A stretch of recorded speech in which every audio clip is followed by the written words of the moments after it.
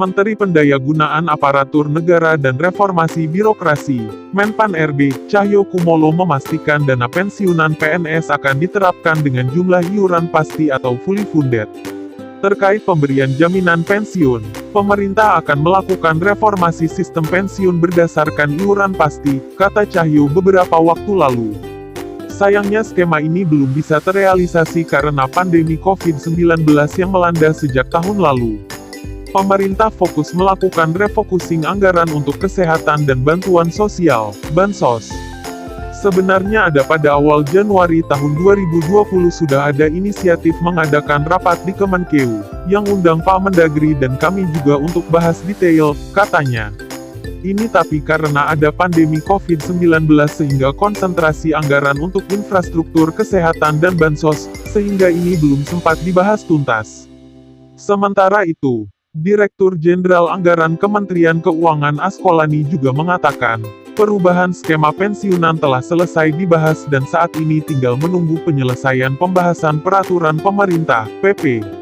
Nanti ditunggu resminya dari pemerintah pada waktunya, ujar Direktur Jenderal Anggaran Kementerian Keuangan Askolani kepada CNBC Indonesia, Jumat lalu.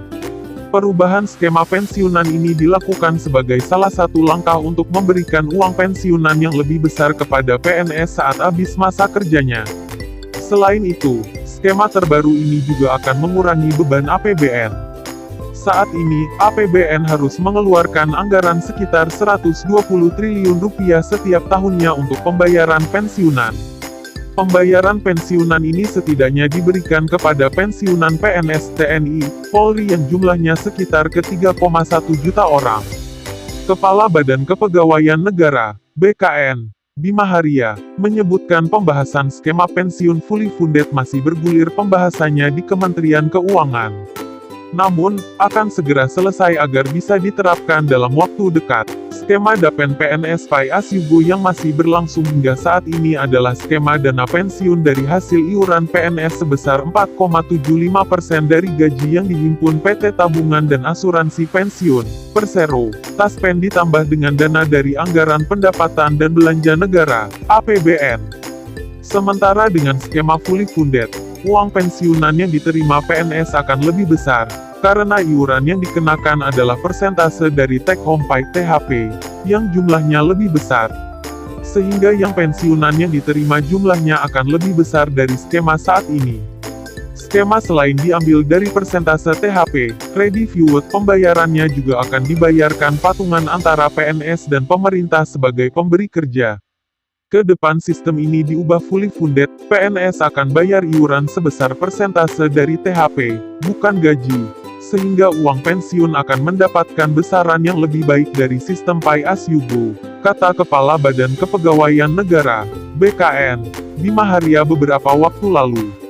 Skema Dapen PNS saat ini, kata Bima, membuat pembayaran iuran PNS sangat kecil karena dari gaji pokok.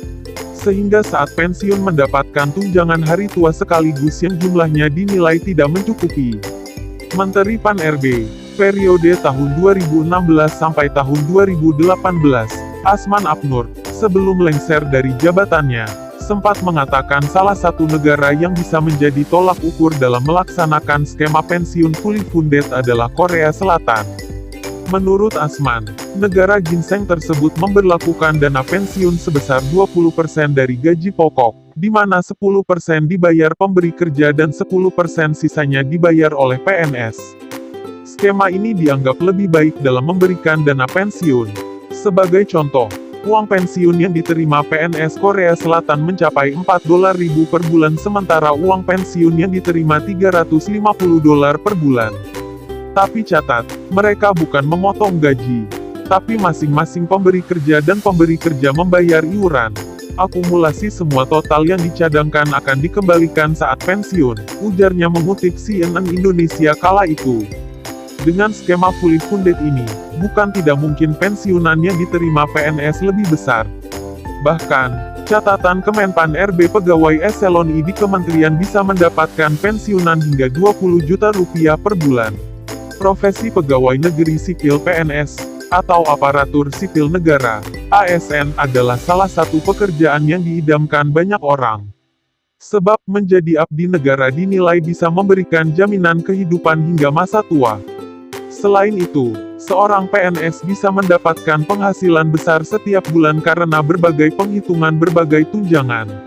Tunjangan yang diterima mulai dari tunjangan keluarga hingga tunjangan kinerja. Nilai tunjangan inilah yang membuat penghasilan PNS besar setiap bulannya. Untuk gaji pokok PNS semua memiliki nilai yang sama dengan golongan yang setara. Besaran gaji pokok PNS diatur di dalam Peraturan Pemerintah, PP, Nomor 15 Tahun 2019. Gaji pokok dengan golongan terendah tercatat Rp1.560.800 hingga tertinggi Rp5.901.200. Besaran tunjangan PNS ditentukan dari masing-masing instansi ia bekerja.